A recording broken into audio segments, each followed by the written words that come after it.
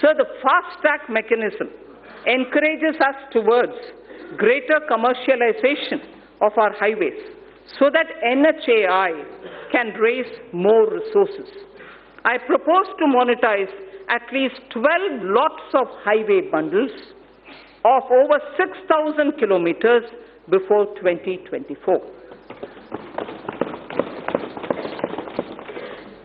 In carrying out its duty, the Indian Railways performs a service to the nation.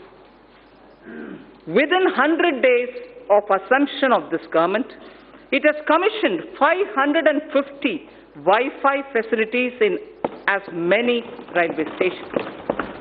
It has eliminated unmanned level crossings and aims to achieve electrification of 27,000 kilometers of tracks. This will call, obviously, for optimization of costs. Railways have small operating surplus. About Indian Railways, there are 5 measures, among other things, that I wish to highlight. Setting up a large solar-powered capacity. Setting up a large solar power capacity alongside the rail tracks on the land owned by railways. A proposal is under consideration. 4 station redevelopment projects and operation of 150 passenger trains would be done through PPP mode. The process of inviting private participation is underway. More Tejas-type trains will connect iconic tourist destinations. High-speed train between Mumbai and Ahmedabad would be actively pursued. 148-kilometer Bengaluru suburban transport project at a cost of 18,600 crores would have fares on metro model. Central government would provide 20% of the equity, and it will also facilitate external assistance up to 60% of the project cost. Sir, our seaports need to be more efficient. Technology has to be used to improve performance. A governance framework keeping with global benchmarks needs to be put in place. This government would consider corporatizing at least one major port and subsequently its listing on the stock exchanges. Inland waterways received a boost. Inland waterways received a boost in the last 5 years. The Jal Vikas Marg on National Waterway 1 will be completed. Further, the 890-kilometer Dhubri-Sadiyar connectivity in Assam will be done by 2022. Honorable Speaker, sir, developing waterways has its impact on the ecosystem on both the banks of the river. Our Prime Minister has conceptualized Arth Ganga. Plans are afoot to energize economic activity along the river banks.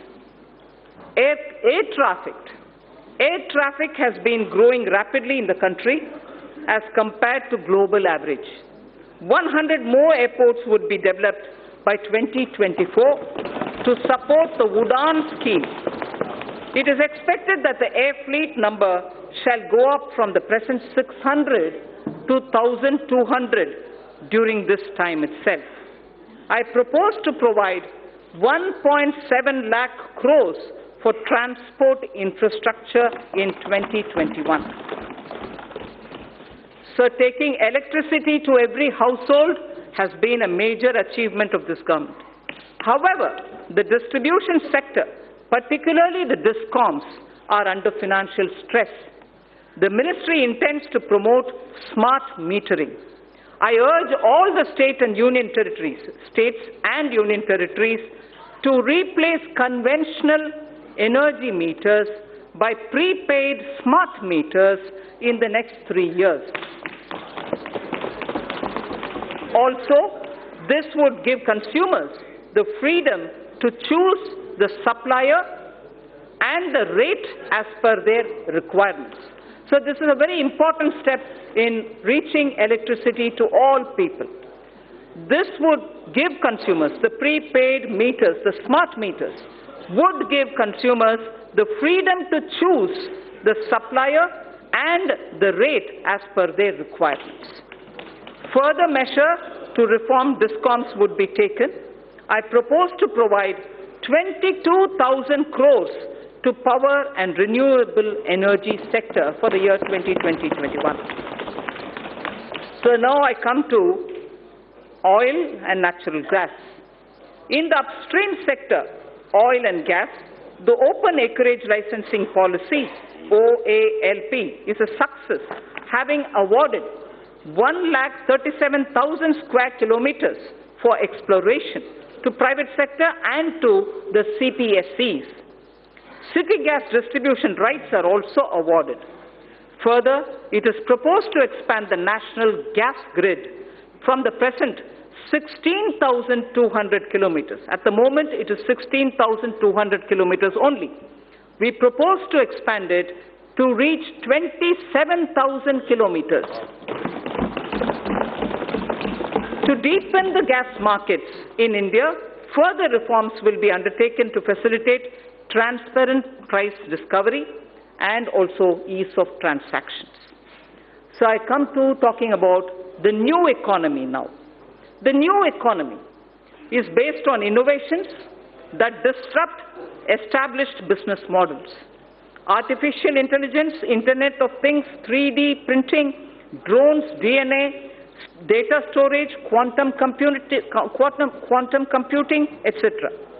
are all rewriting the world economic order. India has already embraced a new paradigm, such as the sharing economy with aggregator platforms, displacing conventional businesses. Government has harnessed new technologies to enable direct benefit transfers and financial inclusion on a scale like never before. It's now a cliche, data is the new oil. And it is true that analytics, fintech, and Internet of Things are changing the way we deal with our lives.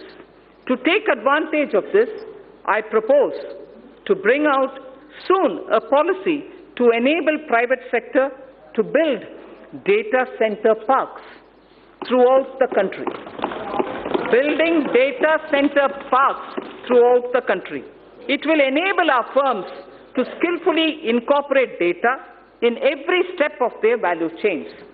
Our vision is that all public institutions at the Gram Panchayat level, such as Anganwadis, health and wellness centers, government schools, PDS outlets, post offices, and police stations will all be provided with digital connectivity.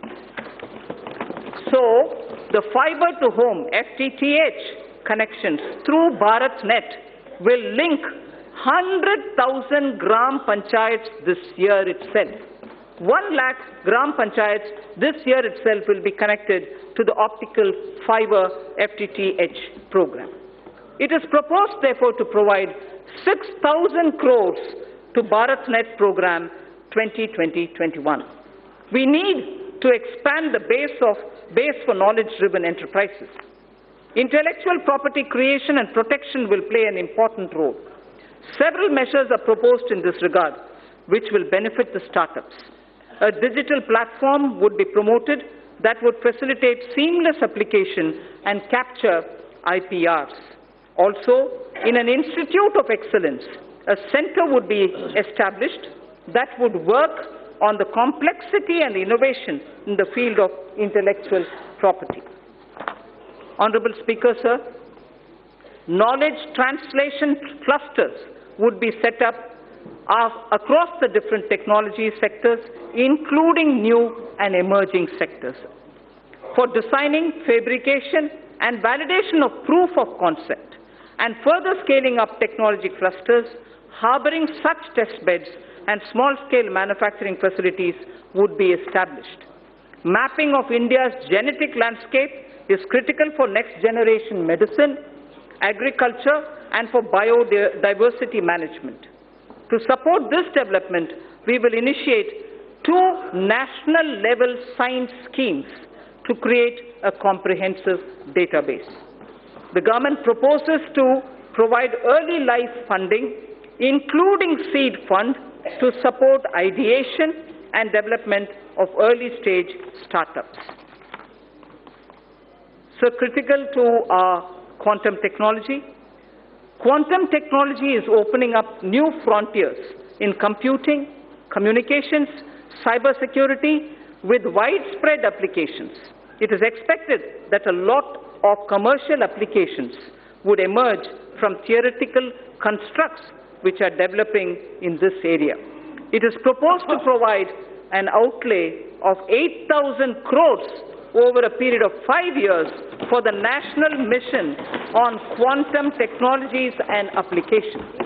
India would probably be the 3rd biggest and pioneering nation if we are able to break into this technology of quantum technology related to computing and other applications.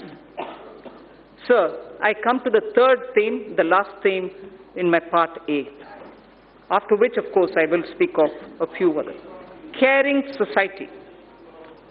In our 3rd theme, we focus on women and child, social welfare, culture and tourism, and also on environment and climate change. Women and child and social welfare, sir. I am pleased to inform the House that Beti Bachao, Beti Padhao has yielded tremendous results. Gross enrollment. Sir, if you hear the data, I think it's important not to politicize issues related to women. Beti Bachao, Beti Padhao has yielded tremendous results. Gross enrollment ratio of girls across all levels of education is now higher than boys. At elementary level, it is 94.32% as against 89.28% for boys. At secondary level, it is 81.32% as compared to 78% for boys. At higher secondary level, girls have achieved a level of 59.70% compared to only 57.54% for boys. So girls are actually, under Beti Padhao, benefiting from the scheme. Health of mother.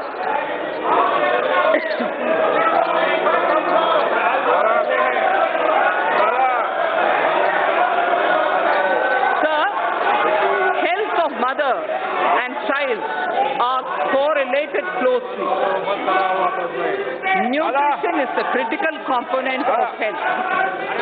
To improve nutritional status of children 0 to 6 years, adolescent girls, pregnant women, and lactating mothers, our Prime Minister launched a Poshan Abhiyan in 2017-18. More than 6 lakhs Anganwadi workers are equipped with smartphones to upload the nutritional status of more than 10 crore households. Sir, Honorable Speaker, sir, for the benefit of those who may not have heard this line, because it's very important, I'd like to repeat it. To improve the national nutritional status of children in 0 to 6 years of age, adolescent girls, pregnant women, and lactating mothers, our Prime Minister launched a Poshan Abhiyan in 2017-18. More than 6 lakh Anganwadi workers are equipped with smartphones to upload the nutritional status of more than 10 crore households. The scale of this development is unprecedented. So the next is, women's age of marriage was increased from 15 years to 18 years in 1978 by amending erstwhile Sharda Act of 1929. As India progresses further, opportunities open up for women to pursue higher education and careers. There are imperatives of lowering MMR, maternal mortality rate, as well as improvement of nutrition levels.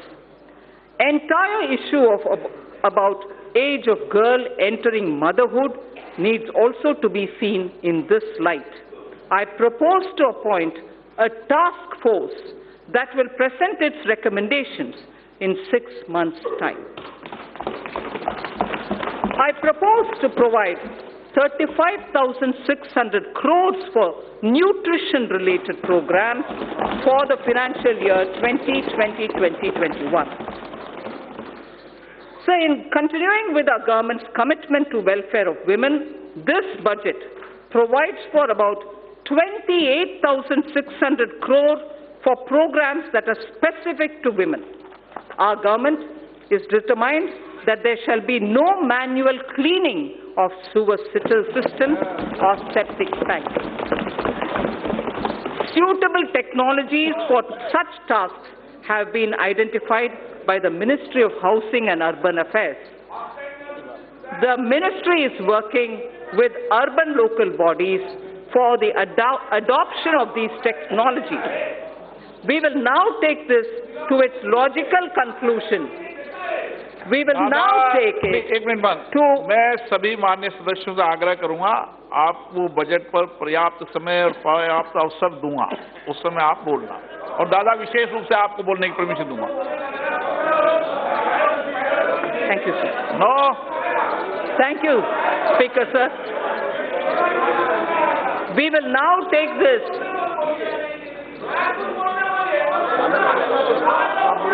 We will now take this to its logical conclusion through legislative and institutional changes. Financial support for wider acceptance of such technologies will be provided. In furthering this government's commitment towards the welfare of scheduled castes and other backward classes, I propose a budget provision of about 85,000 crores for 2020-21 for scheduled castes and other backward classes. I repeat, I propose a budget provision of about 85,000 crores for 2020-21. In furthering the development and welfare of scheduled tribes, sir, I provide in the budget for the year 2020-21 an amount of 53,700 crores. For scheduled tribes, I repeat, we provide 53,700 crores. This government is mindful of the concerns of senior citizens and Divyang. Accordingly, an enhanced allocation of about 9,500 crores is being provided for 2020-21. So now I move to the second of the third topic theme that I have, which is culture and tourism. Our government proposes to establish an Indian Institute of Heritage and Conservation under Ministry of Culture. It shall have the status of a deemed university to start with. Acquisition of knowledge in disciplines such as museology and archaeology are essential for collecting and analyzing scientific evidence of such findings and for dissemination through high-quality museums. Currently, lack of trained manpower is a handicap for both these disciplines, and therefore it also has a negative impact on tourism. 5 archaeological sites would be developed as iconic sites with on-site museums.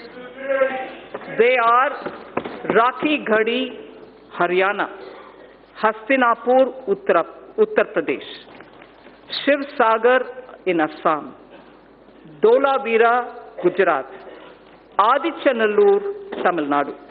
I repeat, 5 archaeological sites would be developed as iconic sites with on-site museums. They are Rakhi Ghadi, Haryana; Hastinapur, Uttar Pradesh; Shivsagar, Assam, Dholavira, Gujarat, and Adichanallur in Tamil Nadu. Our Prime Minister, in January 2020, announced recuration of the Indian Museum in Kolkata, which is the oldest in the country. In the historic Old Mint building, Kolkata, a museum on numismatics and trade will also be located. 4 more museums from across the country shall be taken up for renovation and recuration so that a world-class experience can be offered to our visitors. Our government shall also support setting up of a tribal museum in Ranchi, Jharkhand. So I spoke about the Sindhu-Saraswati civilization. A maritime museum would be set up at Lothal, the Harappan Age maritime site near Ahmedabad, by the Ministry of Shipping. I propose to provide 3,150 crore for Ministry of Culture for the year 2021. Sir, India has moved up from the rank 65 in 2014 to 34 in 2019 in the Travel and Tourism Competitive Index, the World Economic Forum's index. Foreign exchange earnings grew 7.4% to 1.88 lakh crores for the period January to November 2019 from 1.75 lakh crores. From 1.75 lakh crores, it has gone up to 1.88 lakh crores. Growth of tourism directly relates to growth and employment. States have a critical role to play. I expect the state governments to develop a roadmap for certain identified destinations and formulate financial plans during 2021 against which specified grants will be made available to the states from the centre in the year 2020-21. For purpose of tourism promotion, sir, I propose to allocate 2,500 crores for 2020-2021. So I now move to the third under this theme, environment and climate change. In September 2019, the Prime Minister has launched the Coalition for Disaster Resilient Infrastructure with its secretariat in Delhi. This global partnership is the second such initiative, international initiative, after the launch of, as members would recall, after the launch of International Solar Alliance. That was in 2015. This global partnership will help in addressing a number of sustainable development goals, as also the aims of Sendai framework. It will enhance climate change adaptation with a focus on disaster-resilient infrastructure. India submitted its nationally determined contribution under the Paris Agreement in 2015 on a best effort basis, keeping in mind the development imperative of our country. Its implementation effectively begins from 1st January 2021. Our commitments as action will be executed in various sectors. Honourable Speaker, sir, I interrupt here only to say this is a very important point because a lot of our commitments which have been given in the Paris Climate Change Conference on best effort basis will start kicking in from 1st January 2021. Our commitments as action will be executed in various sectors by the departments and ministries concerned through a normal budget process. They will do it through the normal budgeting process. There are, however, yet thermal power plants that are old and their carbon emission levels are very high. For such power plants, we propose that utilities running them would be advised to close them if their emission is above the preset norms. The land so vacated can be put to alternative uses. In large cities having population above 1 million, clean air is a matter of concern. I'm sure a lot of our members will be keen to know about what steps are being taken for cities and clean air. The government proposes, Honourable Speaker, to encourage such states that are formulating and implementing plans for ensuring cleaner air in cities above 1 million. Parameters for the incentives would be notified by the Ministry of Environment, Forests and Climate Change. Allocation for this purpose is 4,400 crores for 2020-2021. So there is something which, before I move to talking about governance, because the three themes that I put before the members is coming to a close, I fall back on the wise words of Thiruvalluvar. And this, it's very important, sir. We have heard several words of wisdom from Thiruvalluvar. Thiruvalluvar has spoken about what a good country is. What a good country is actually got to be like. And what makes up for jewels of a good country. I first read it in Tamil, then I'll give you the meaning. Pini inmai, selvam, vilai inbam, emam. Pini inmai, selvam, vilai inbam, emam. Ani enba, nattin vaindu.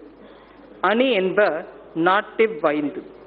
There are 5, what Thiruvalluvar says, which are jewels for a good country. The first is pini inmai, meaning the country will have to be without epidemics or illnesses, major illnesses. The second, he says, it should be wealthy. It should have wealth. It should have wealth.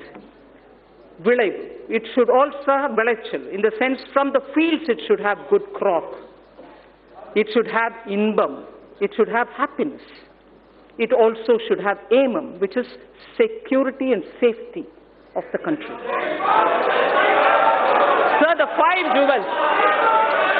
5 jewels. Pini inmai, selvam, vilai inbam, emam, and inbam. Prime Minister Modi, Ayushman Bharat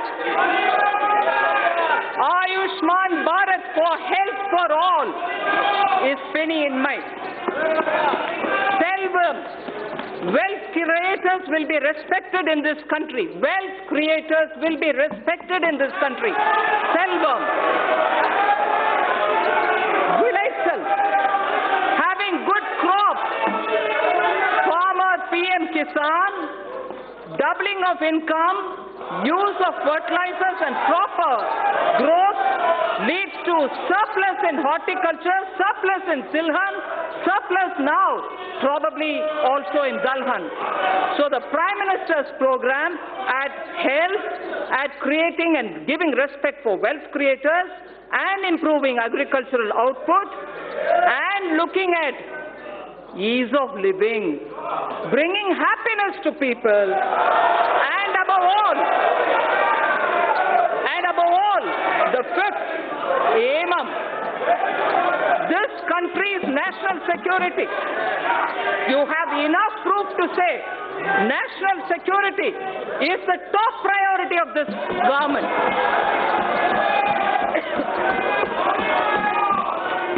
So, if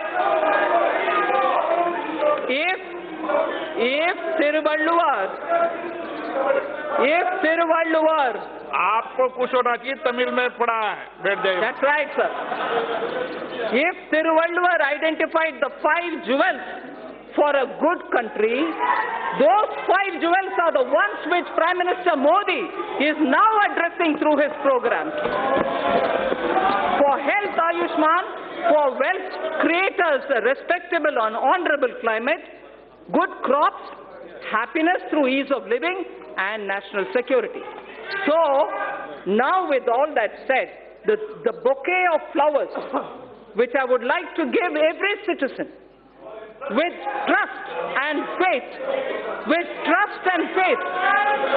had flowers under aspirational India, had aspirational India, a set of flowers under aspirational India, had set of flowers under environment and economy and also commerce and industry. A third set of flowers was under the caring India, caring society that we want to have. Now this bouquet of flower is held by two hands, governance and other financial institutions. I speak about governance, sir, which is very important. Good governance is what is going to be giving face to the people. Honorable Speaker, sir, all the while I have explained the color and composition of the bouquet of flowers, schemes and programs. They were grouped under Aspirational India, Economic Development and Caring India. Now I speak about the two hands that will hold them. One such a hand is governance, which is clean, corruption-free, policy-driven, and good in its intent. And most importantly, trusting in faith, trusting every citizen, the aspirational youth, the hard-working women.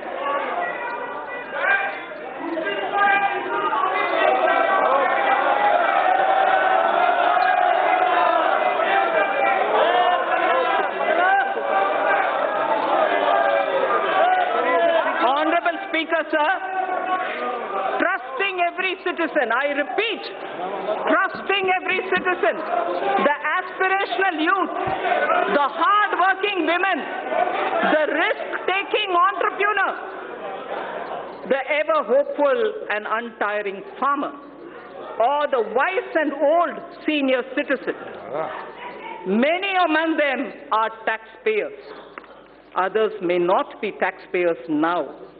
Our Prime Minister has laid before us ease of living as a goal to be achieved on behalf of all citizens. An important aspect of both ease of living and ease of doing business is fairness, efficiency of tax administration. We wish to enshrine, this is important, Honorable Speaker. This is important, sir. Money being allocated to various programs is finance of this country. This is very important, sir. Businesses should have the confidence that things are being fair and the efficiency of the tax administration. We wish to enshrine in the statutes a taxpayer charter through this budget. A taxpayer charter is getting institutionalized into the statutes. It's going to be enshrined as a part of our laws. That's building trust.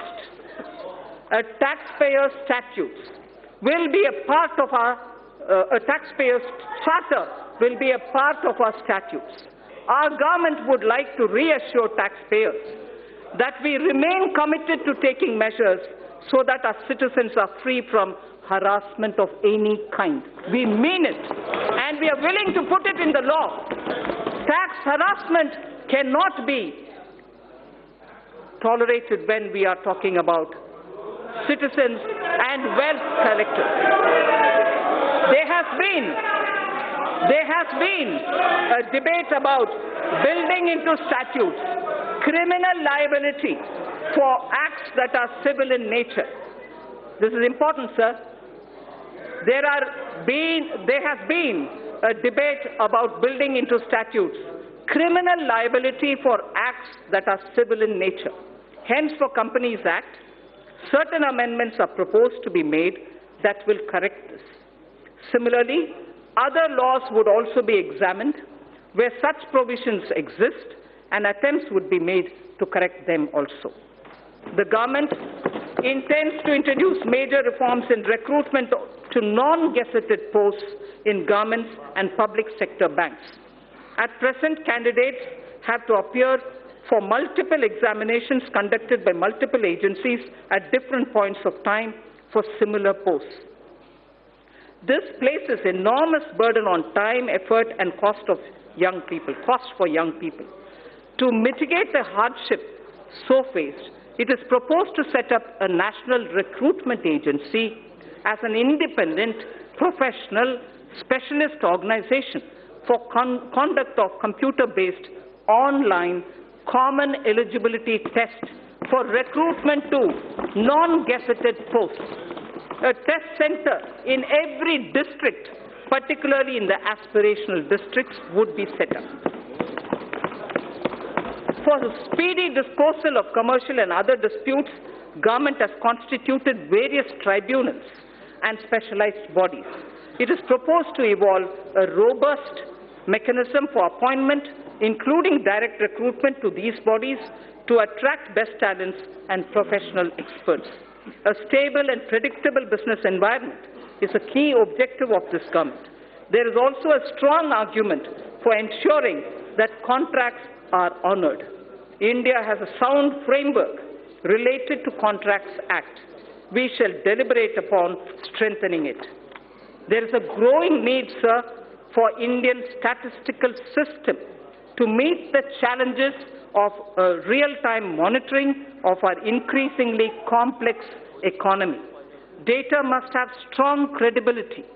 The proposed new national policy on official statistics would use latest technology, including artificial intelligence. It would lay down a roadmap towards modernized data collection, integrated information portal, and a timely dissemination of information thus collected. I am happy to inform that India will host G20 presidency in the year 2022. That is the year of 75th anniversary of independence of the Indian nation. During this presidency, India would be able to drive considerably the global economic and development agenda. For this historic occasion, I allocate a sum of 100 crore to begin the preparations. 100 crore rupees. Sir, Northeastern region has a very high priority in government's developmental agenda. Government is ensuring smooth access to financial assistance from multilateral and bilateral funding agencies to help introduce innovative and global best practices. Central government has effectively used an online portal to reduce gestation period of online. This has improved the flow of funds to the Northeast region. The government is fully committed to supporting the all-round development of the newly formed Union Territories of Jammu and Kashmir and the Union Territory of Ladakh. Accordingly, an amount of 30,757 crore has been provided for the financial year 2020-21. An amount of 5,958 crore has been provided for the Union Territory of Ladakh. So that was one hand, which is governance.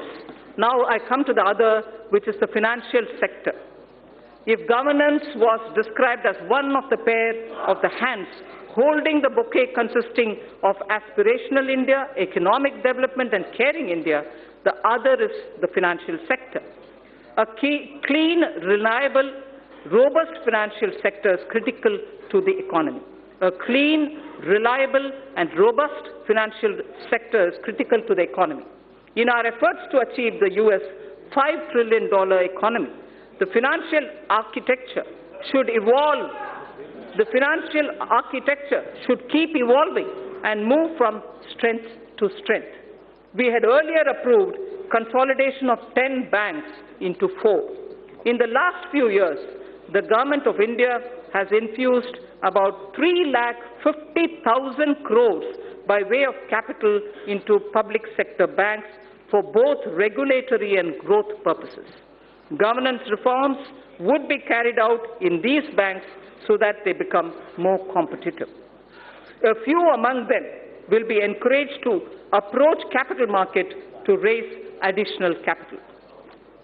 So I wish to inform this august House that robust mechanism is in place to monitor the health of all scheduled commercial banks and that depositors' money is absolutely safe.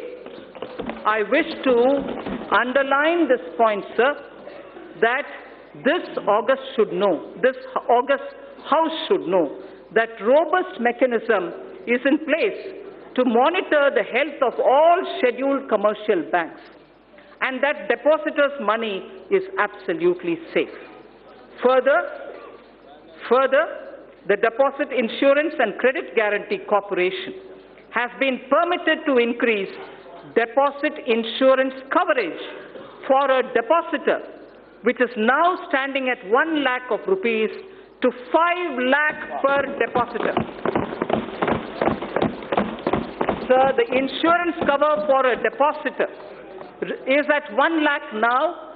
Now we are raising it to 5 lakh for each depositor.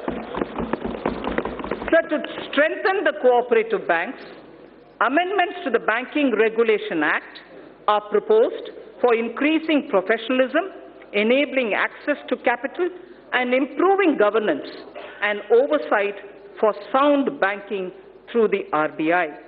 The limit for NBFCs to be eligible for debt recovery under the Securitization and Reconstruction of Financial Assets and Enforcement of Security Interests under the SARFAESI Act 2002 is proposed to be reduced from 500 crores to asset size 100 crores only, or loan size from existing 1 crore to 50 lakhs. Therefore, we feel many of the small NBFCs which can come for debt recovery would be far easily done for smaller companies. In the last few years, the government has taken concrete steps to bring our banking system to be robust. However, there is a need for greater private capital. Accordingly, it is proposed to sell the balance holding of Government of India's IDBI Bank to private, retail and institutional investors through the stock exchange. There is a need, sir, to take further steps to bring in transparency and greater professionalism in public sector banks. The government will take appropriate measures towards this end. Sir, to help easy mobility while in jobs, we wish to infuse into the universal pension coverage with auto-enrollment. Also, we wish to place such mechanisms which can enable interoperability and provide safeguards for the accumulated corpus. Regulating role of PFRDAI, which is the pension regulatory body, requires strengthening. Necessary amendments would be carried out in Pension Fund Regulatory Development Authority of India Act that will also facilitate separation of NPS trust for government employees from the PFRDAI. This would also enable establishment of a pension trust by the employees other than from the government. I am confident that this will motivate citizens to plan for their old age. So this section, which I will now speak, will relate to the MSMEs. MSMEs are vital to keep the wheels of our economy moving. They also create jobs, innovate, and also risk takers, and they are risk takers. Several measures for the MSMEs have been taken in the past few years. There are more steps proposed in this budget also. I propose to make necessary amendments to the Factor Regulation Act 2011. This will enable NBFCs to extend invoice financing to the MSMEs through TREDS, thereby enhancing the economic and financial sustainability. Working capital credit remains a major issue for the MSMEs. It is proposed to introduce a scheme to provide subordinate debt for entrepreneurs of MSMEs. This subordinate debt to be provided by banks would count as quasi-equity and would be fully guaranteed through the Credit Guarantee Trust for medium and small entrepreneurs. The corpus of the CGT MSC would accordingly be augmented by the government. More than 5 lakh MSMEs have benefited from restructuring of debt permitted by RBI in the last year. The restructuring window was to end on 31st March 2020. Government has asked RBI to consider extending this window till 31st March 2021, one more year, so that whoever wants, they can go and approach. An app-based invoice financing loans product will be launched. This will obviate the problem of delayed payments and consequential cash flow mismatches for the MSME. Many mid-sized companies are successful domestically, but not in export markets. For selected sectors such as pharmaceuticals, auto components, and others, we propose to extend hand-holding support for technology upgradations, R&D, business strategy planning, and so on. A scheme of 1,000 crore rupees will be anchored in the Exim Bank together with the SIDBI. Both these institutions would contribute 50 crores each. This 100 crore would be achieved towards equity and technical assistance. Debt funding of 900 crores from banks would be made available. Sir, financial markets. I would like to give a few of the major steps and initiatives being taken by the government for the financial markets. Last year in my budget speech, sir, I had mentioned about deepening the bond markets. To achieve the aspirational growth rate, we would require flow of capital in our financial system. A lot of work has been done on this in consultation with the RBI. Honorable Speaker, sir, I am pleased to inform this House of the developments. Certain specified categories of government securities would be opened fully for non-resident investors, apart from being available to domestic investors also. The limit for FPI in corporate bonds, currently at 9% of outstanding stocks, will be increased to 15% of the outstanding stock of corporate bonds. To improve investors' confidence and to expand the scope of credit default swaps, we propose to formulate a legislation to be placed soon before this House for laying down a mechanism for netting of financial contracts. The debt-based exchange-traded fund, the ETF, recently floated by the government was a big success.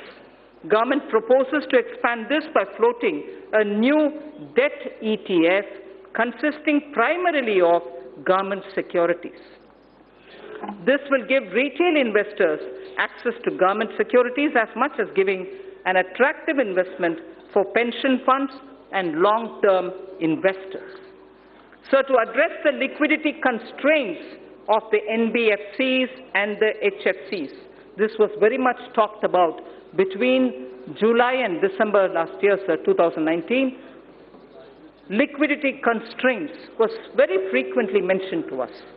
So to address liquidity constraints of the NBFCs and the housing finance corporations, post the Union Budget 2019-20, the government formulated a partial credit guarantee scheme for the NBFCs. To further the support of providing liquidity, a mechanism would be devised. Government will offer support by guaranteeing securities that are so floated. Infrastructure financing. Government's commitment for investment in infrastructure was reiterated when 103 lakh crore national infrastructure pipeline projects were announced. I would also like to inform that about 22,000 crores of rupees has already been provided as support for infrastructure pipeline. On December 31st, if honourable members would recall, a national pipeline consisting of more than 6,500 projects were announced. 22,000 crore has already been provided as support to infrastructure pipeline.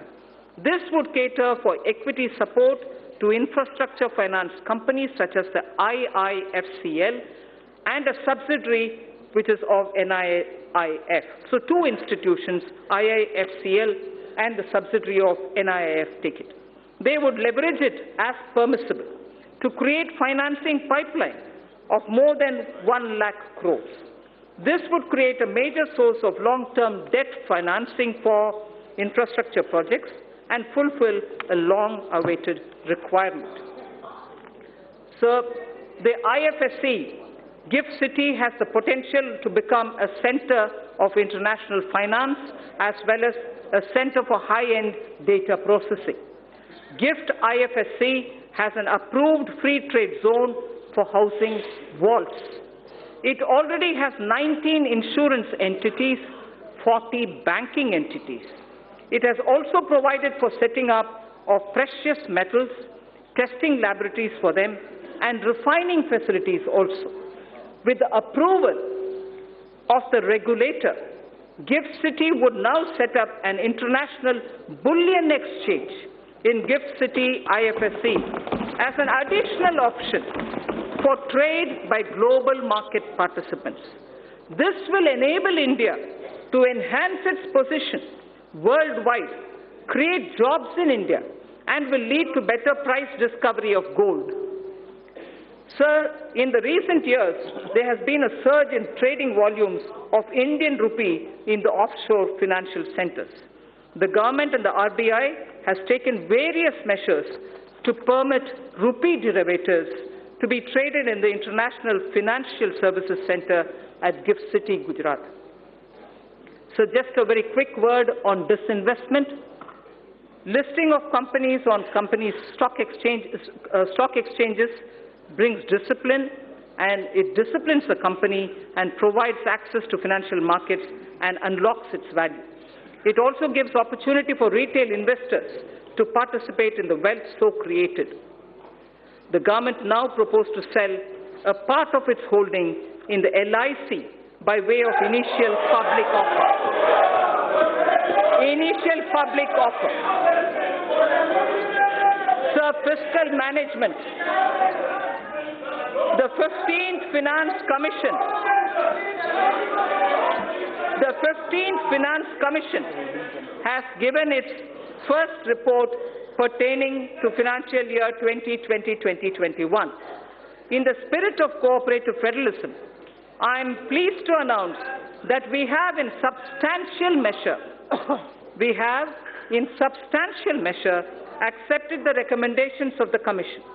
The Commission would submit its final report to the President during the latter part of the year for 5 years beginning 2021-22. It is decided to transfer to the GST Compensation Fund balances due out of the collection of the years 2016-17 and 17-18 in 2 installments. Hereinafter, transfers to the fund would be limited only to the collection by way of GST compensation cess. A fundamental overhaul of centrally sponsored schemes and central sector schemes is necessary so that we can align them with emerging social and economic needs of tomorrow and to ensure that scarce public resources are spent optimally. Recently, there has been a debate over transparency and credibility of the projected fiscal numbers. Let me assure the House that the procedure adopted is compliant with the FRBM Act. This is also consistent with the practices hitherto followed. However, for greater clarity, I have enumerated those central government debt that are not part of the market borrowing and are used to fund the expenditure at the annex. I'd like to repeat this line, sir.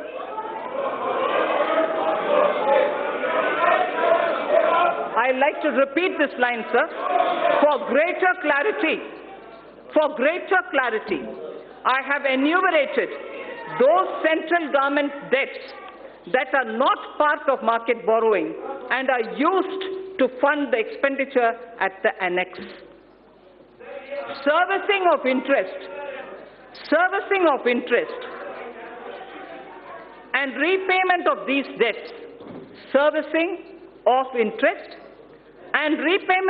debts, as hitherto done, are done out of Consolidated Fund of India. So now I come to some numbers. Revised estimates of expenditure for the financial year 2019-20 are at a level of 26.99 lakh crores, and the receipts are estimated at 19.32 lakh crores. we have estimated nominal growth of GDP for the year 2020-21 on the basis of trends available at 10%. Accordingly,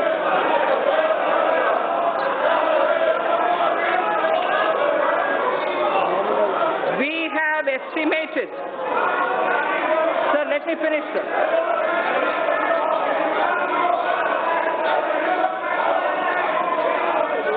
So we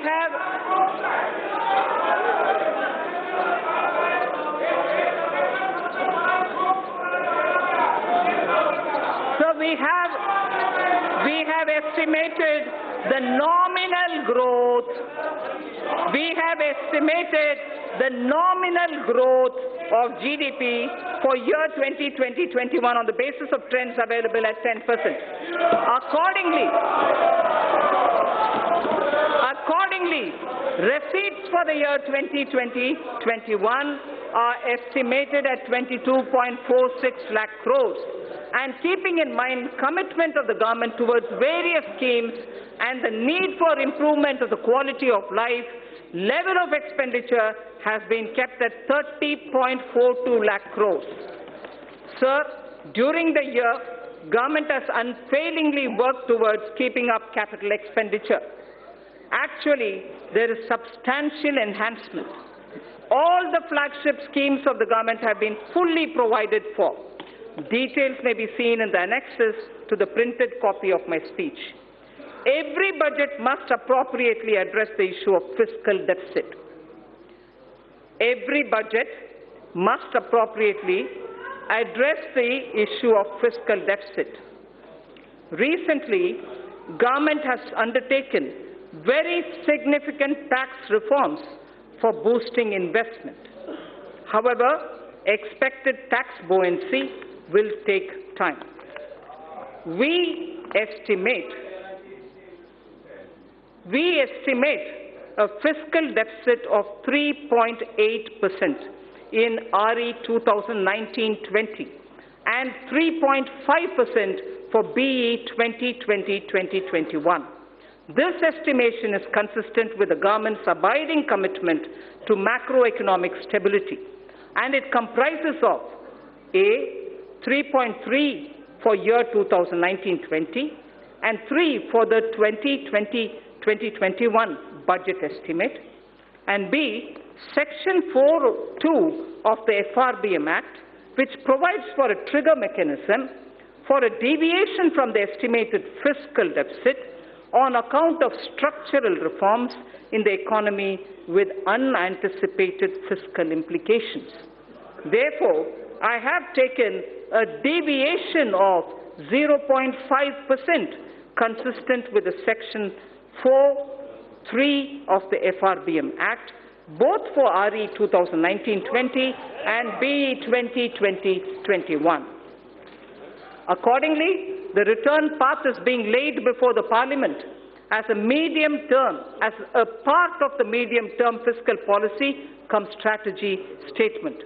This fiscal path commits us to the path of fiscal consolidation without compromising the needs of investment out of public funds. Accordingly, net market borrowings for the year 2019-20 would be 4.99 lakh crore, and for the year 2020-21 it would be 5.36 lakh crores. A good part, this is very important, sir, a good part of the borrowings of the financial year 2020-21 would go towards capital expenditure of the government that has been scaled up by more than 21%. As I had previously mentioned, another about 22,000 crores have already been allocated for equity to fund certain specified infrastructure finance companies who would leverage it manifold and provide much-needed long-term finance for infrastructure sector. That should spur the growth impulses in the economy. So I would now move to part B of my speech.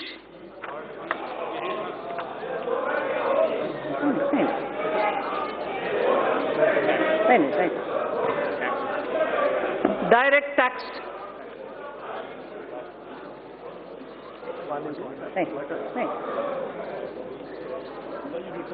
No, thanks. Sir, Part B of my speech starts with direct tax, sir. Honourable Speaker, sir, our government has spearheaded radical fiscal measures to ensure that Indian economy continues to tread the path of high growth. There are times when countries are competing with each other like never before to become the most attractive destination for doing business. Therefore, to make sure that India stays globally competitive and a favoured destination for investment, we took a bold historic decision of reducing the corporate tax rate for new companies in the manufacturing sector to an unprecedented level of 15%. Similarly, for the existing companies, the rate has also been brought down to 22%, which is the lowest in the world now. This will enable companies to expand their businesses and make fresh investments in the coming future. Though we will have loss of substantial revenue due to these measures in the short run, I am certain that our economy will reap huge returns on this score in due course. So one quick verse from Raghuvamsa, written by Kalidasa.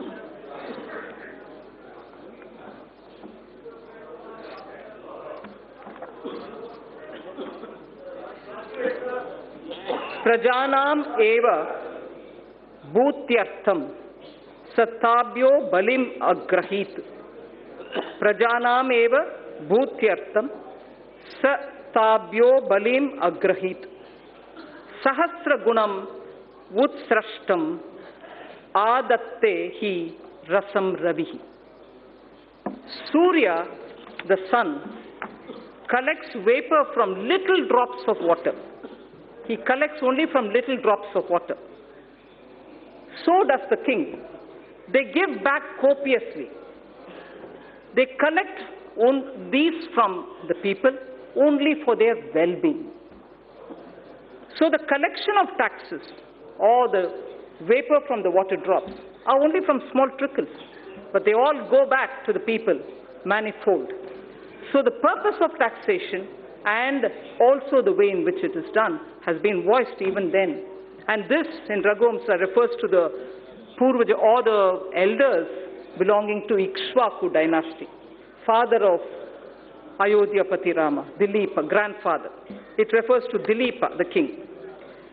So in continuation of the reform measures already taken so far, the tax proposals in this budget will introduce further reforms to stimulate growth, simplify tax structure, bring ease of compliance, and reduce litigation. Personal income tax and simplification of taxation.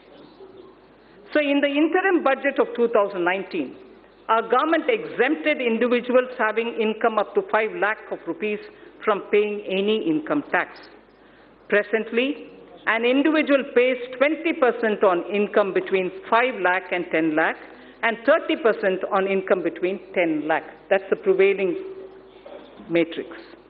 Further, currently the Income Tax Act is riddled with various exemptions and deductions which make compliance by the taxpayer and administration of Income Tax Act by the tax authorities a burdensome process.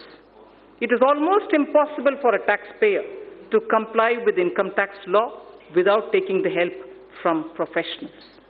In order to provide significant relief to the individual taxpayers and to simplify the income tax law, I propose to bring a new simplified personal income tax regime wherein income tax rates will be significantly reduced for the individual taxpayers who forego certain deductions and exemptions. Under the new regime, sir, an individual shall be required to pay tax at the reduced rate of 10% for income between 5 lakhs to 7.5 lakhs against the prevailing 20%. So anyone who's earning between 5 to 7.5 lakhs, sir, today pays 20%. We are now reducing it in the new regime, which is devoid of exemptions, to 10% only. So 20% comes down to 10%. Sir, the next example. For income between 7.5 lakhs to 10 lakhs, I earlier said about 5 to 7.5, now I'm saying about 7.5 to 10 lakh. So for income between 7.5 lakh to 10 lakh, he or she will pay at the reduced rate of 15% only against the current prevailing 20%. Sir, similarly, for the income between 10 lakhs to 12.5 lakhs, presently the tax is 30%. For income between 10 lakh to 12.5 lakh, the present prevailing rate is 30%. That is now being brought down to 20% only. Sir, the income between, I spoke about 10 to 12.5 lakhs. Now, 12.5 lakhs to 15 lakhs will be taxed.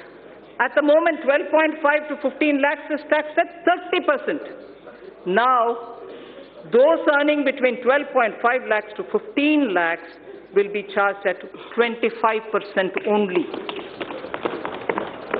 Sir, incomes above 15 lakhs will be continued at 30%, but no exemptions at all.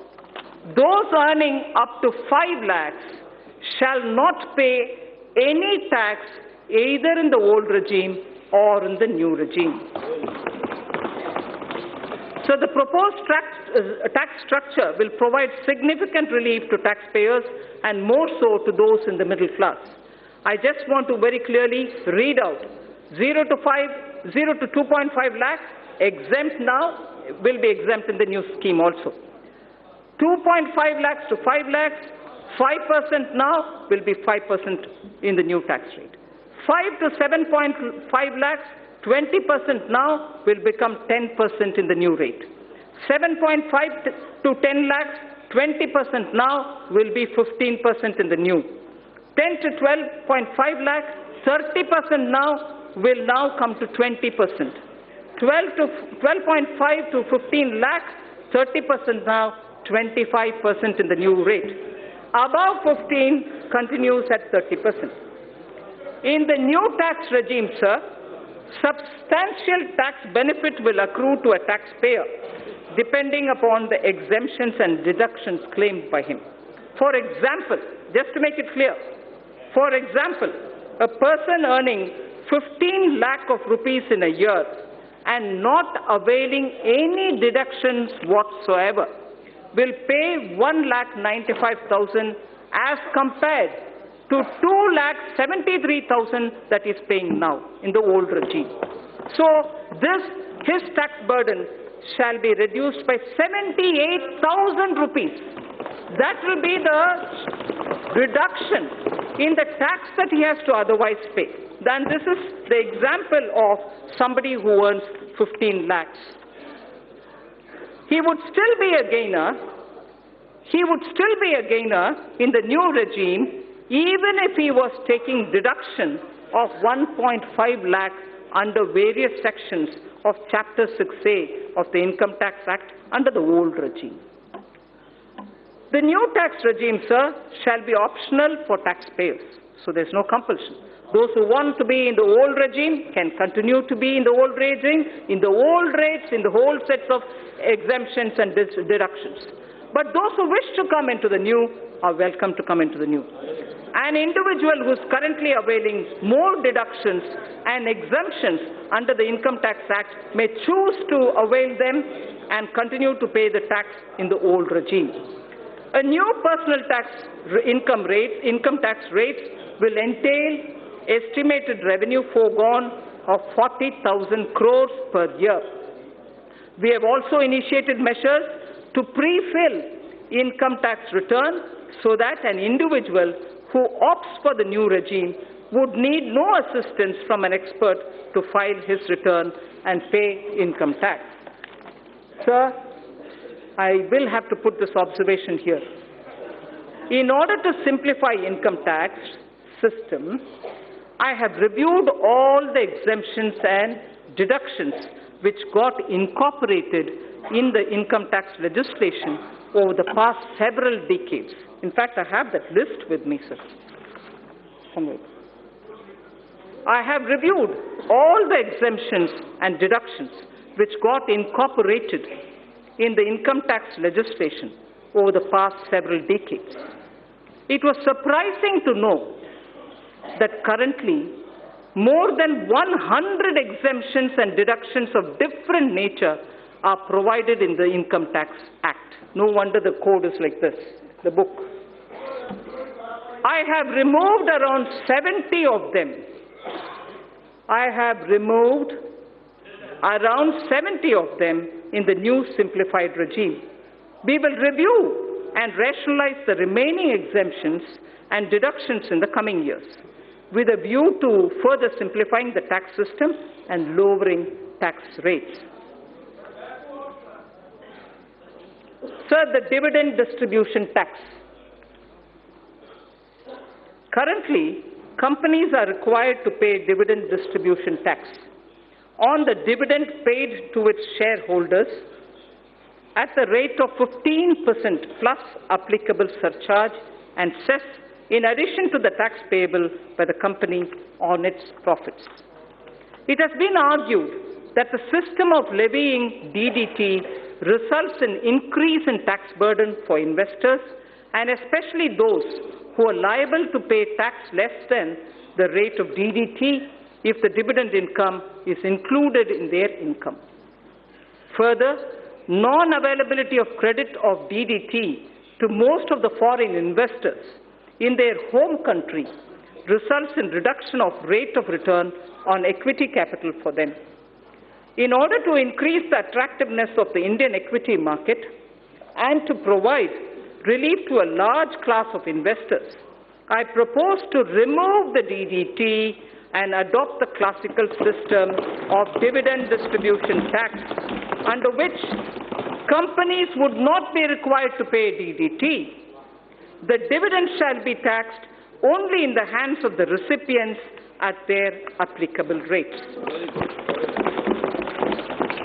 Further, in order to remove the cascading effect, I also propose to allow deduction for the dividend received by holding company from its subsidiary. The removal of DDT will lead to estimated annual revenue foregone of 25,000 crores. This is another bold move, sir, which will further make India an attractive destination for investment. Sir, a concessional rate for electricity generation companies. In order to give boost to the manufacturing sector, new provisions were introduced in September 2019, offering a concessional corporate tax rate of 15% to the newly incorporated domestic companies in the manufacturing sector, which start manufacturing by March 31st, 2023, the corporate rate cut which happened in September. In order to attract investment in power sector, I propose to extend the concessional corporate tax rate cut down to 15% to new domestic companies engaged in the generation of electricity as well. So that corporate rate, which came down to 15% for the new manufacturing companies, will now be available even for power generation companies too. So tax concession for foreign investments.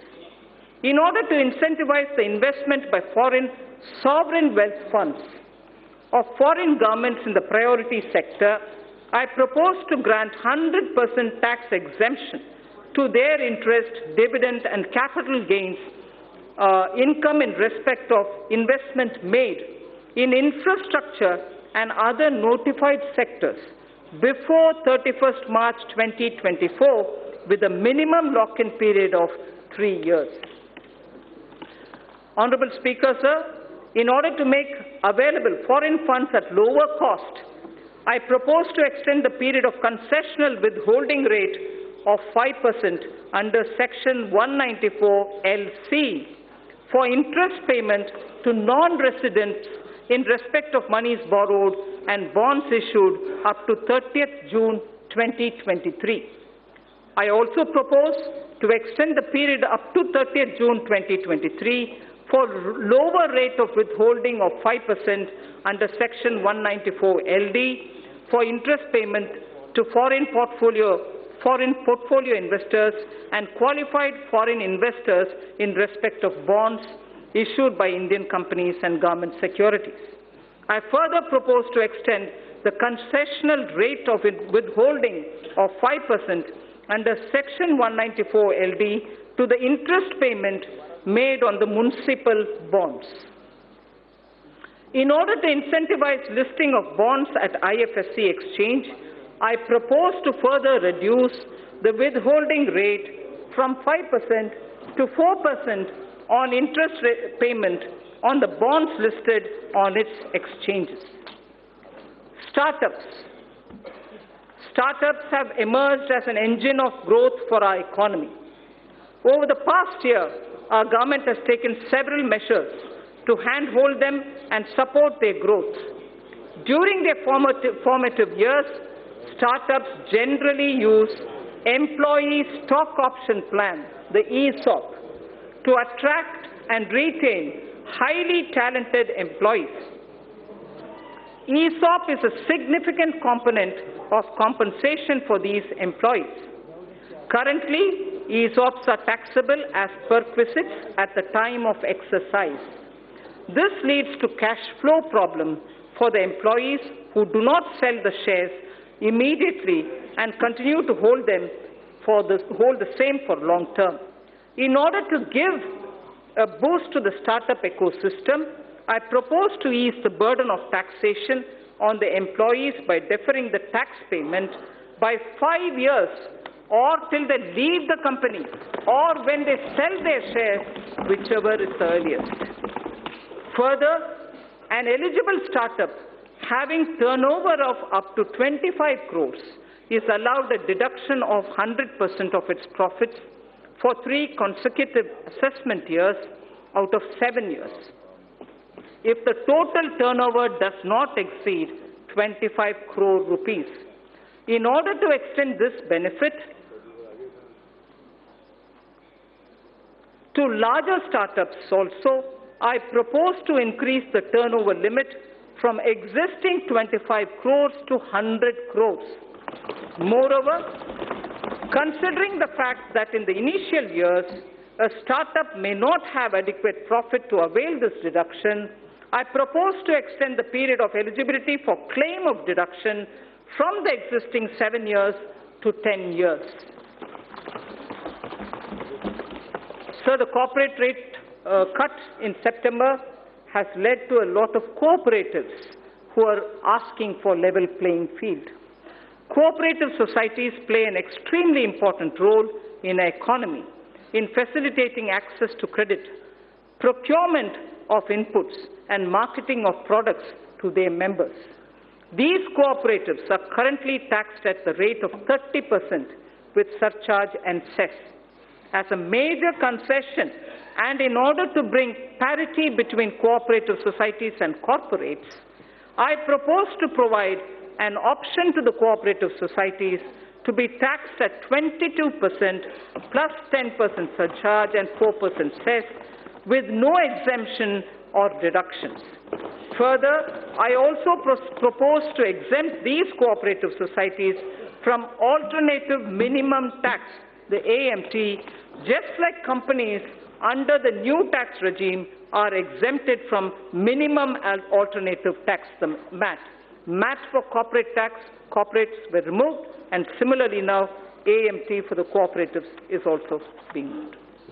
Medium and small and micro enterprises, the MSMEs, currently businesses having turnover of more than 1 crore rupees are required to get their books of accounts audited by an accountant. In order to reduce the compliance burden on small retailers, traders, shopkeepers who comprise the MSME sector, I propose to raise by 5 times the turnover threshold for audit from the existing 1 crore to 5 crore. So up to 5 crore, there wouldn't be a requirement for auditing of their accounts. Further, in order to boost less cash economy, I propose that the increased limit shall apply only to those businesses which carry out less than 5% of their businesses and business transactions in cash. So we wish to move to greater digitization. Affordable housing. For realization of the goal of housing for all and affordable housing, in the last budget, I had announced an additional deduction of up to 1,50,000 rupees for interest paid on loans taken for the purchase of an affordable house. The deduction was allowed on housing loans sanctioned on or before 31st March 2020. In order to ensure that more persons avail this benefit and to further incentivize the affordable housing, I propose to extend the date of loan sanction for availing this additional deduction by 1 more year. Further, in order to boost the supply of affordable houses in the country, a tax holiday is provided on the profits earned by developers of affordable housing projects approved by 31st March 2020. In order to promote the affordable housing projects, I propose to extend the date of approval of affordable housing projects for availing the tax holiday by 1 more year again. I propose to extend the date of approval of affordable housing projects for availing this tax holiday by 1 more year. So next is the concession to real estate transactions. Currently, while taxing income from capital gains, business profits, and other sources in respect of transactions in real estate, if the consideration value is less than the circle rate by more than 5%, the difference is counted as income both in the hands of the purchaser and the seller. In order to minimize hardship in the real estate transaction and provide relief to the sector, I propose to increase the limit from 5% to 10%. Charity institutions. Acknowledging the important role played by the charitable institutions in the society, the income of these institutions is fully exempt from taxation. Further, donations made to these institutions are also allowed as deduction in computing taxable income of the donor. Currently, a taxpayer is required to fill the complete details of the in the donation done in the income tax return for availing deduction. In order to ease the process of claiming deduction for donation, it is proposed to pre-fill the donee's information in taxpayer's return on the basis of information of donations furnished by the donee. This would result in hassle-free claim of deduction for the donation made by the taxpayer. Further, in order to claim the tax exemption, the charity institution had to be registered with the income tax department. In the past, the process of the registration was completely manual and scattered all over the country. In order to simplify the compliance for the new and existing charity institutions, I propose to make the process of registration completely electronic, under which a unique registration number shall be issued to all new and existing charity institutions. To facilitate the registration of the new charity institution, which is yet to start their charitable activities, I propose to allow them provisional registration of 3 years. Faceless appeals. Our government is committed to bringing in transformational changes so that maximum governance is provided with minimum government. In order to impart greater efficiency, transparency, and accountability to the assessment process, a new faceless assessment scheme has already been introduced. Currently, most of the functions of the income tax Currently, most of the functions of the Income Tax Department, starting from the filing of return, processing of returns, issuance of refunds, and assessment, are performed in the electronic mode without any human interface. In order to take the reforms initiated by the department to the next level and to eliminate human interface, I propose to amend the Income Tax Act so as to enable faceless appeal on the lines of faceless assessment. So faceless assessment was done, now faceless appeals will also be possible. Sir, Honorable Speaker, Vivad se Vishwas scheme. Vivad se Vishwas scheme. No dispute, but only trust scheme. If I can say it in English, no dispute, but trust scheme. Vivad se Vishwas scheme. Sir, in the past, our government has taken several measures to reduce tax litigations. In the last budget, Sabka Vishwas scheme was brought in to reduce litigation in indirect taxes. It resulted in settling over 1,89,000 cases. Currently, there are 4,83,000 direct tax cases. 4,83,000 direct tax cases pending in various appellate forums, Commissioner of Appeals, Income Tax Appellate Tribunal, High Court, Supreme Court, and so on. This year, I propose to bring a scheme similar to the indirect tax Sabka Vishwas scheme for reducing the litigation even in the direct taxes.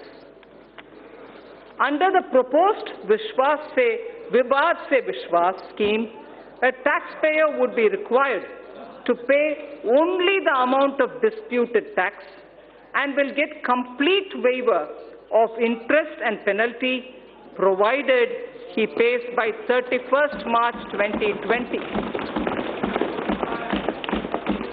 Those who avail this scheme after 31st March 2020 will have to pay some additional amount, but even then they can come in. The scheme will remain open till 30th June 2020. So the first thing is 31st March 2020, where you just pay the disputed tax amount, no penalty, no interest. In case you don't do it before that, you move over to 30th June, but where you pay some additional amount. Taxpayers in whose cases appeals are pending at any level can benefit from this scheme. I hope that taxpayers will make use of this opportunity to get relief from vexatious litigation process. So losses of merged banks. As part of consolidation of the financial sector, our government has brought out schemes for merger and amalgamation of public sector banks in order to ensure that amalgamated entities are able to take the benefit of unabsorbed losses and depreciation of the amalgamated entities. I propose to make necessary amendments to the provision of the Income Tax Act. Taxpayers' Charter. I mentioned it briefly in Part A. Any tax system requires trust between taxpayers and the administration. This will be possible only when taxpayers' rights are clearly enumerated. Towards this end, and with the objective of enhancing the efficiency of delivery system of the Income Tax Department, I propose to amend the provisions of the Income Tax Act to mandate the Central Board of Direct Taxes, CBDT, to adopt a taxpayer's charter. The details of the contents of the charter will be notified soon. Instant PAN through Aadhaar. In the last budget, I had introduced the interchangeability of PAN and Aadhaar, for which necessary rules were already notified. In order to further ease the process of allotment of PAN, soon we will launch a system under which PAN shall be instantly allotted online on the basis of Aadhaar without any requirement for filling up of detailed application form. Sir, our government brought in the GST as a historic reform of the indirect taxes in 2017. We also took a path-breaking step of simplifying and rationalizing corporate tax in September 2019. More importantly, we offered a rate of corporate tax which perhaps is the lowest in the world. Continuing on this path, we have now put the personal income tax at its lowest ever rate and totally removed the DDT at the company's hands. Further, the direct taxes are now the lowest, simplest, and the smoothest. Direct tax on the startups have also seen many reformatory steps in quick succession. Even ease of compliance is seeing unprecedented changes. Last but not the least, personal interface with tax administration is at the minimum level. So last, indirect tax. Indirect tax, sir.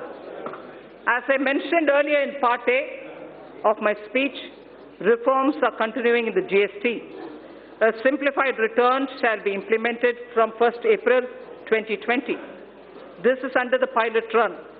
It will make return filing simple with features like SMS-based filing for nil return, return pre-filling, improved input tax credit flow, and overall simplification. Refund process has been simplified and has been made fully automated with no human interface. Electronic invoice is another innovation wherein critical information shall be captured electronically in centralized system. It will be implemented in a phased manner starting from this month itself on optional basis. It will facilitate compliance and return filing. Several measures have been taken for improving compliance. That has been a worry for many of the states, sir. Aadhaar-based verification of taxpayers is being introduced. This will help in weeding out dummy or non-existent unit. Dynamic QR code is proposed for consumer invoices. GST parameters will be captured when payment for purchases is made through the QR code. A system of cash reward is envisaged to incentivize customers to seek invoice. Deep data analytics and AI tools are being used for crackdown on GST input tax credit refund, input tax credit refund, and other frauds, and to identify all those who are trying to game the system. Invoice and input tax credit matching is being done, wherein returns having mismatch more than 10% or above a threshold are identified and pursued. Significant policy-level changes have also been made. GST rate structure is also being deliberated upon so as to address issues like inverted duty structure. Customs. A number of measures have been taken for ease of doing business. India's quantum leap in the trading across border parameter of ease of doing business rankings by the World Bank is a testimony to these efforts. India's rank on this parameter improved from 146 to 80 in 2018 and further to 68 in 2019. Measures have also been taken for providing a level playing field to our domestic manufacturers, particularly the MSME sector, and for securing our borders. It has been observed that imports under free trade agreements are on the rise. Undue claims of FTA benefits have posed threats to domestic industry. Such imports require stringent checks. In this context, suitable provisions are being incorporated in the Customs Act. In the coming months, we shall review rules of origin requirements, particularly for certain sensitive items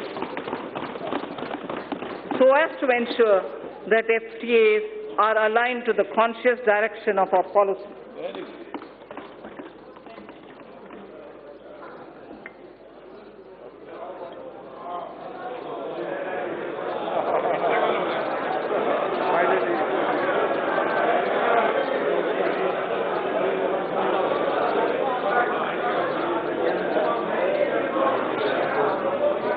Speaker, sir, we are also strengthening provisions relating to safeguard duties, which are applied when surge in imports causes serious injury to domestic industry.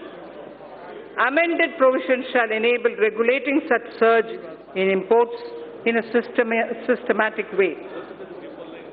The provisions for checking dumping of goods and imports of subsidized goods are also being strengthened for ensuring level playing field for domestic industry. These changes are in line with international best practices. Exemptions from customs duty have been given in the public interest from time to time. However, a number of these have outlived their utility or have become outdated. On review, certain exemptions are being withdrawn. Remaining customs duty exemptions shall be comprehensively reviewed by September 2020 for taking a view on their relevance. I propose to crowdsource suggestions for such reviews. Suggestions would also be invited in respect of the customs laws and procedures for aligning them with the needs of changing times. Sorry.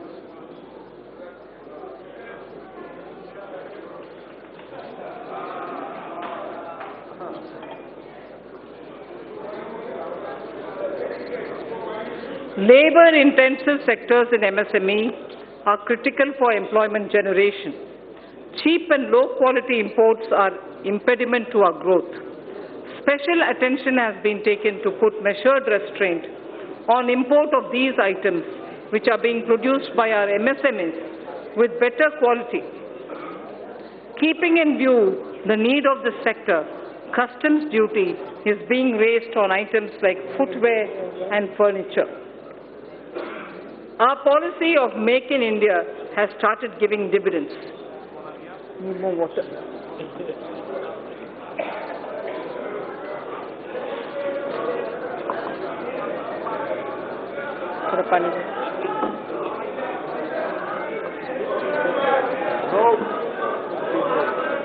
Our policy.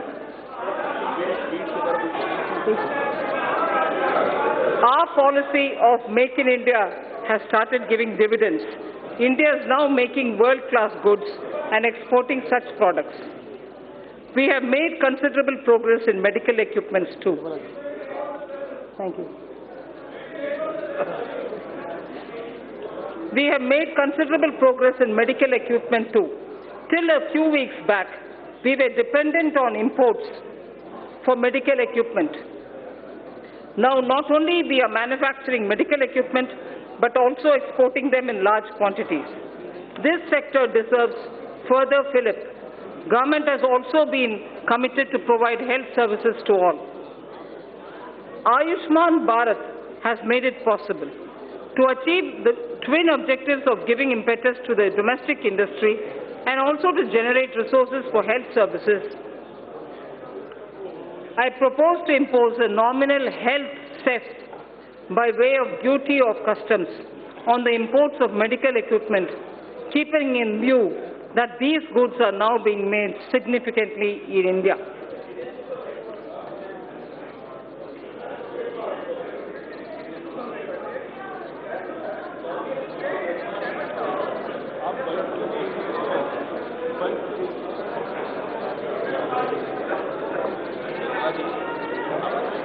I'm finished.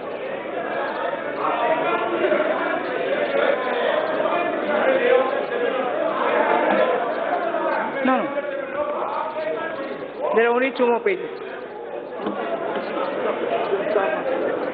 To achieve the twin objectives of giving impetus to the domestic industry and also to generate resources for health services.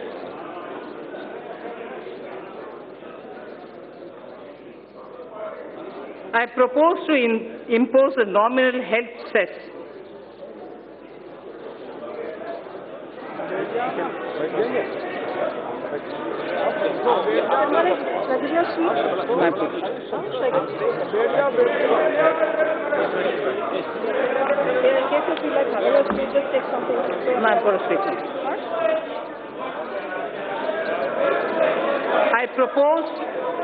I propose to impose a nominal health cess by way of duty of customs on the import of medical equipment. Keeping in view that these goods are now being made significantly in India, the proceeds of this cess shall be used for creating infrastructure. So I think I will lay the rest of the pages, sir. Please consider as read. Thank you.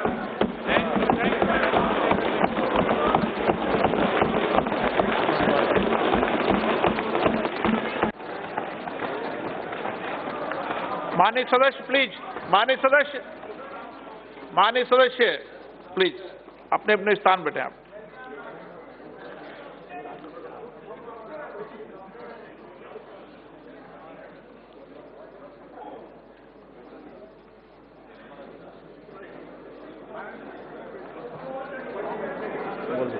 Item number 3 Shrimati Nirmala Sitharaman ji statement सभा पटल पर रखें।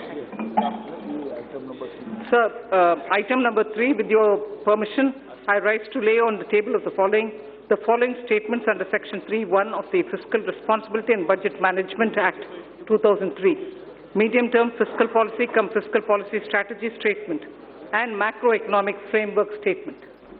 Item number 4 Shrimati Nirmala Sitharaman ji वित्त विधेयक पुनर्स्थापना 2020। Sir, with your permission, I rise to move for leave to introduce the Finance Bill 2020. प्रश्न ये है कि विधेयक को पुनर्स्थापित करने की अनुमति प्रदान की जाए। जो सदस्य इसके पक्ष में हाँ गए, जो सदस्य विरोध में ना गए, मेरे विचार में निर्णय हाँ वालों के पक्ष में हुआ, हाँ वालों के पक्ष में हुआ।